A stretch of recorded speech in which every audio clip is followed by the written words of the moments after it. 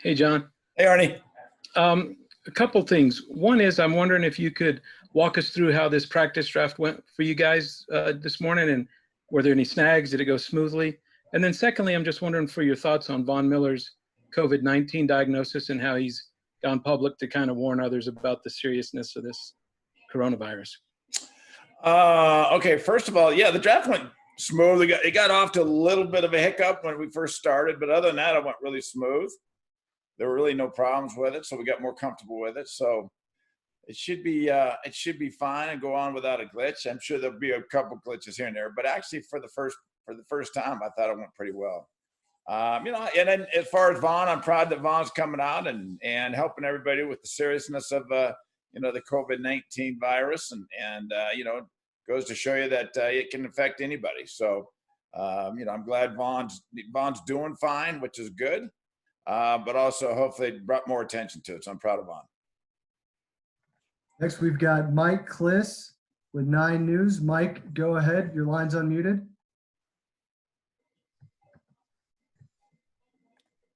Mike, go ahead. Unmuted. Am I unmuted now? Yes, sir. Mike, go ahead. Okay. Hi, John. Sorry about that. Sorry. No secret. You need a receiver, or that's what everyone says out there. I was just wondering if you could talk about, as these top receivers are kind of sifting out a little bit, has it kind of separated between Judy and Lamb, and then there's Ruggs and Jefferson and those type of guys, Mims? How do you see this kind of separating out with the receivers? Well, I mean, it all depends on, it's kind of what flavor you like, because it's a very deep draft when it comes down to receivers. And so I think that everybody obviously is going to have different views on what they think is the best fit for them. But obviously, there's a lot of good wideouts. And so, it's hard to say exactly how it's going to fall. But, I think that the good thing is, and the fortunate thing for us, as you said, we do need a wideout that, it's a deep class. And so we'll just have to see how things fall. Next, we've got Ryan O'Halloran with the Denver Post, followed by Nikki Javala. Ryan, go ahead.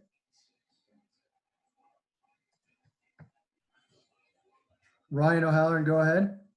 Hey, John, along the same lines, offensive tackle, there's a bunch of guys at the top, but if you decide to wait, is there good depth and good value in the second and third rounds? Yeah, there is some good depth at tackle too. I think that's one of the stronger positions. And so, that's the thing that we'll continue to do our mock drafts the next couple of days, just kind of play with different scenarios to see how they fall and fall with other positions. And so what direction we may go. And so we're just really going to do that with the mock drafts, try to cover all the different situations because, being virtual, it is a little bit different. So we're trying to cover everything we possibly can cover before we go live in the draft to make sure that we've hopefully got every scenario. We won't be able to get every scenario covered, but hopefully we can get a lot of them covered. So therefore we have a good idea which direction we would go depending on how the draft falls. Next, we've got Nikki Javala with The Athletic, followed by Jeff Legwold. Nikki, go ahead. Hi, John. I have 2 questions. Sorry. How many prospects did you talk to by phone or Zoom, and did you feel that you were able to get as much information through those as you otherwise would have through top 30s? And then secondly, just an update of where things stand with Justin Simmons and his contract negotiation. Well, we had several. The coaches talked to him for a lot of the players. I didn't have any discussions with the time that I spent was some of the players at the combine, but we had coaches that spent a lot of time on the phones with several players. I don't have the exact number, but there was several coaches with several guys on the line. So obviously it's not like meeting them in person, but I think that we had a chance to get to personally know, a lot of them, what kind of they are, and the coaches have their opinions. And so we'll be able to use that information. As far as Justin, we're in negotiations right now. So we've given them an offer. They gave us an offer back. And so we're in active negotiations with Justin. Next, we've got Jeff Legwold, followed by Ed Werder. Jeff, your line's unmuted. Go ahead. John, did you take yourself in the mock draft today? No, but we did take somebody else that they didn't let us use in the name, so it was pretty well set. We thought we'd have a little sense of humor, but it didn't show up. Okay. But also, I I'll just was tell you curious. later who it was. All right, I look forward to it. I was curious if the way this draft went, the run up to it, did it influence where you put injured players on the board because you didn't get a last look at them? A little bit, but I think it comes down to we've got our medical meeting in the morning, Jeff, and so we'll get a better feel from where Greek is and our medical staff is on these certain players. I think obviously we're going to get all the information we can. We're not going to have as much as we've had in the past, and so in some situations there may be a little leap of faith. So we're doing the best we can to get all the medical that we could possibly get. Next, we've got Ed Werder, followed by James Palmer. Ed, your line should be unmuted. Go ahead. Yeah, John, there was some reports last week that you were looking to move up to 10 to possibly get a receiver. You've been pretty active in terms of being a general manager and trading. What's your interest level and preparedness to go up in this draft for certain players? I think we're preparing ourselves to go either direction. So kind of depending on how it falls, but we always look at the possibilities of possibly going up, and we'll continue to do that. But we're also looking at going back. And so again, Ed, we can play around with the scenarios going up, but really it becomes dependent on who's available, whether you're going to go up or if you sit or if you go back. And so we're looking at all those combinations. Next, we've got James Palmer, NFL Network, followed by Troy Rank with Denver 7. James, your line's unmuted. Go ahead. James Palmer, your line's unmuted. Go ahead.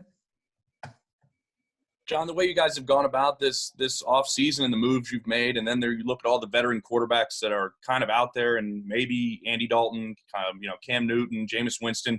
What have you seen, and what gave you the confidence to kind of go all in with Drew this season with what appears to not really have a backup plan at the position right now? Well, I mean, what we saw of Drew, we drafted him last year in the second round with the idea that, hopefully he was going to be a guy that could step in. Obviously, we had Joe at that point in time. Didn't know exactly how that was going to work out. Thought it would work out better than it did, but it didn't. And then Drew got an opportunity to play late in the year, and I think he came in and showed us a lot of the things that he can do. So, obviously, by no means has Drew made it.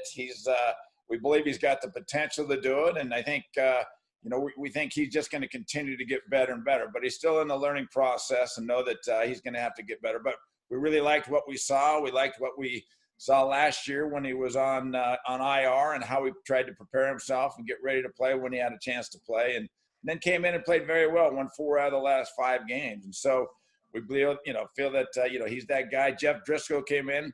He's going to be the backup, come into camp as the backup, and he's got some playing time until he got hurt last year in Detroit. And so there are some players, some quarterbacks that are still available, but we've decided that we're going to build around Drew, give him that opportunity to take the job.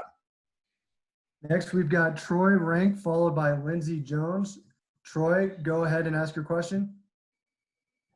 John, because of the virtual nature of this draft, does that prevent you from making trades when you kind of get on the clock? Do you want those kind of deals almost pseudo in place rather than dealing with the technology of a trade? And when you look at this team and the moves you made, the strong offseason, do you feel like if you can improve offensively in the draft, you can get back to the playoffs? Well, first of all, it'll be interesting to see. I think, like we said, the test we had, the mock draft that we had today, everything was kind of predetermined, and so it made it a little easier than I think it's going to be. Obviously, the time constraints, being virtual and not having everybody in the same room makes it more difficult. So, that may lead to less trades. I still think there's going to be trades, but if anything, I think it makes us prepare a little bit harder to have an idea at each position of where we are right now, whether we go up or back, or, and not only in the first round, but second, third, and fourth round, and have an idea what the compensation may be in each one of those. Because being virtual, it makes it tougher. And so therefore the time there's going to be more of a time crunch. We'll have to wait and see how it goes. I think as the draft goes, and once we get through the first day and get through the second day, and by the time we get to the third day, I think everybody will have a pretty good feel for it. And we should make it through it just fine. As far as our football team, with the things that we did in free agency, we feel good about that on the defensive side, as well as Glasgow on the offensive side and some of the other players that we added. So again, we're going to try to go in this draft. Obviously, we'd love to get the best player on the board in a position of need. But ultimately, we're going to try to find good football players that can help us win. Next, we've got Lindsey Jones, followed by Woody Page. Lindsey, your line's unmuted. Go ahead.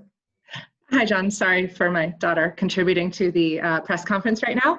Okay. So you mentioned the third day. I was hoping you could take us into what your plan is for undrafted free agency and how different that is going to be this year with everybody being remote. How do you see that process working for you guys? Well, it's going to work pretty much as it has in the past, except it's just going to be done virtually. And so all our scouts will be on Zoom with Starkey and Matt, and that we'll be able to try to round those guys up once the draft's over and be able get on the phone with them. Obviously, it's always a difficult time, but even more so this year with being virtual. So we're fortunate in the fact that with our numbers, we don't need too many CFAs, and so it's a good year to be in a position that we're in. But it's going to be more difficult because it's being virtual, and so we'll continue to, hopefully when the draft's over, we can at least add 7, 8, 9 CFAs that can have a chance to come in and make our team. Next, we've got Woody Page, followed by Zach Stevens. Woody, go ahead. Hello, John. Three-parter. How's the Page in your life that you like? She's doing good. Good. Second, what has been the worst part of this when you look back on the experience over the last couple of months in regard to preparing for the draft that you went? Man, that part was really difficult. Yeah, I think it's just been a matter of adjusting. I think that a lot of times we get set in our own ways and get set in our routines and our comfort zones, and all of a sudden, when that gets disrupted, things become more difficult. And so, for the most part, we've just, as an organization, we've been trying to be flexible and go with things that we can control and the things that we can't control. We go through that and do the best we can to comply with all the things that we can't control. So, I think the hardest thing about the whole thing, and we're very lucky, and our IT people have been tremendous. Tony Lazaro and Russ Trainer and Rick Seifert and Mike Corey and Gil Mancano and Nick Burris and I know I'm Steve Boxer, but it's been very difficult. Carl Schreiner. It's been very difficult to all the different things that they've had to do, and they've been tremendous. And so when it comes down to the NFL and the draft, the heroes have been the IT people.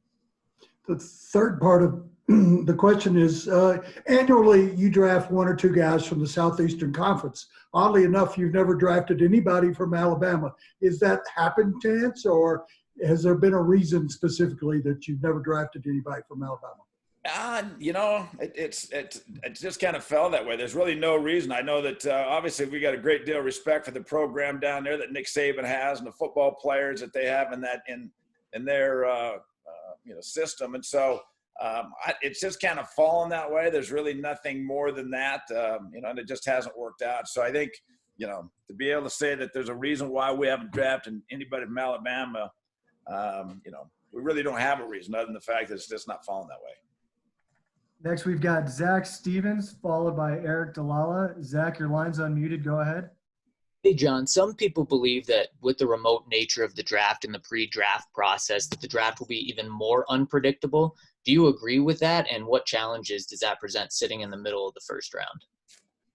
Well, I don't know if it's more unpredictable in the fact that it's just a little bit more difficult because of the aspect of being virtual with everybody and being able to communicate via the whatever Zoom or whatever teams may be using, and it's more difficult not being able to sit in the same room and talk. So it slows things down a little bit. The unpredictability, I guess I wouldn't see that, because I think maybe it's people may be sitting more in their spots than they have in the past, and therefore make it more predictable. Next, we've got Eric Dalala. Eric, go ahead.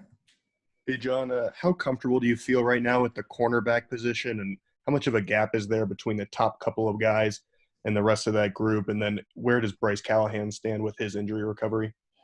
I'll start with Bryce. Sounds like he's coming along. We'll never, until he gets out there and runs around and gets feel comfortable with his foot and work through that to where hopefully he gets in the position to where he feels comfortable when he can play. So, we're hopeful that things are coming along and he'll be ready by the time we get to training camp and then work back into things. And so hopefully, we're hoping that Bryce can come back and play this year and play the way that we think he's capable of. As far as corners, there's some depth at corners. Again, you go back and kind of, determine what you like. Obviously, Okuda's been the top-rated guy for a lot of people, and you got Henderson and Diggs and Terrell from Clemson. So you got a lot of players that, again, it goes back to how different teams look at them.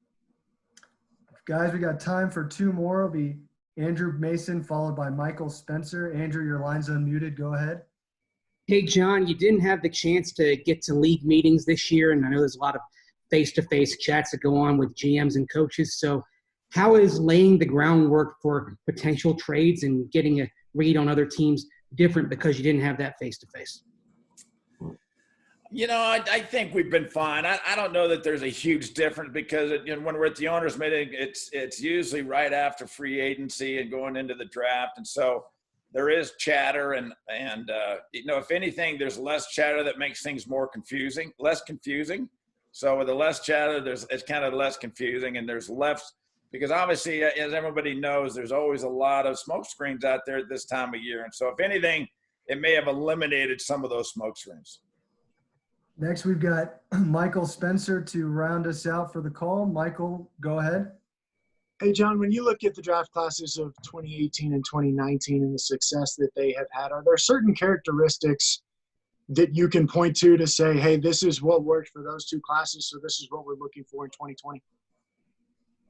Well, I think we've really concentrated. We, had a couple misses back there, and I think the misses that we had were people that were character concerns. And so I think that we've kind of focused and turned around and a little bit more than we have. We've always concentrated on the locker room, but I think more so as of when you go through tough years like we've been going through the last couple years, your locker room is very, very important. And the influences that you have in your locker room when things are tough, you need those guys to lead us through to lead that locker room through the tough times and to be able to get back through in the winning ways. And I think that we've suffered a little bit there. We haven't had that leadership in the locker room that has been able to dig us out of this hole. And so I think that's why, we've concentrated more going on character guys that can really, because it's easy to win. It's not easy to win. It's easy to be in that locker room. Things are going well and a lot of positive things are going on when you're winning.